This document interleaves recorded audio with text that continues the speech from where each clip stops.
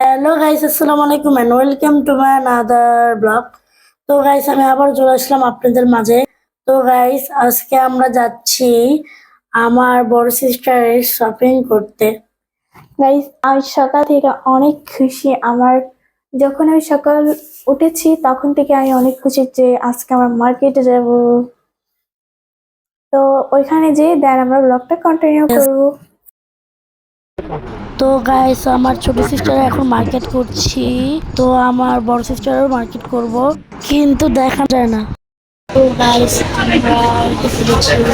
আরো তুমি রোজা রেখেছো, তাই কি তোমার মুখ দিয়ে কথা বেরোচ্ছে না? তো গাইস, আমাদেরকে বসিয়ে রেখে গেছে, ওরা মার্কেট করছে। তো আমরা এখানে ইফতারের ইয়াতে আছি। ইফতারি আর কয়েক মিনিট বাকি আছে। আধা ঘন্টার মতো, আধা ঘন্টার কম। 5:32 বাজে। তো এখনো অনেক সময় আছে। আজকে কয়টা ওটা জানি না। ওরা সবাই গেছে ওই যে মার্কেট করতে ওই সাইডে, ওই যে। আর আমরা এখানে একা একা বসে আছি। তো আমার মার্কেট এই যে করেছি আমি অলরেডি ইস্টার্ন মল্লিকা থেকে। এই মার্কেটটার নাম ইস্টার্ন মল্লিকা। আপনাদের আগের বারে বলেছিলাম যে মার্কেট থেকে করেছি, একা বসে আছি। তো দেন গাইস, বলো, আবার জোরে বলো। তো গাইস, আমরা ইস্টার্ন মল্লিকা থেকে সবকিছু কিনে এবং আমরা চাঁদা পর্যন্ত বসুন্ধরা থেকে আরো আরো বসুন্ধরা বা বেরিরোড,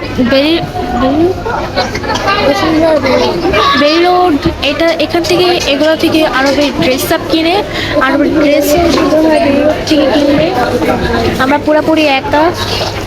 তো এখন ইফতারির সময় হলে দেন খাবার আসলে আপনাদের সাথে ব্লগটা কন্টিনিউ করবো। তো গাইস, আমরা একলাই সব কিছু করবো, একাই। এখন আমরা একটা এই দোকানে আছি। দোকান থেকে সব আমার ছোট সিস্টার দেখেন পাগল হয়েছে।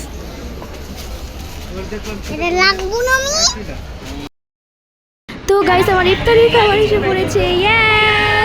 তো গাইস, আমি অনেক বড়, এর জন্য আমি কথা বলতে পারছি না।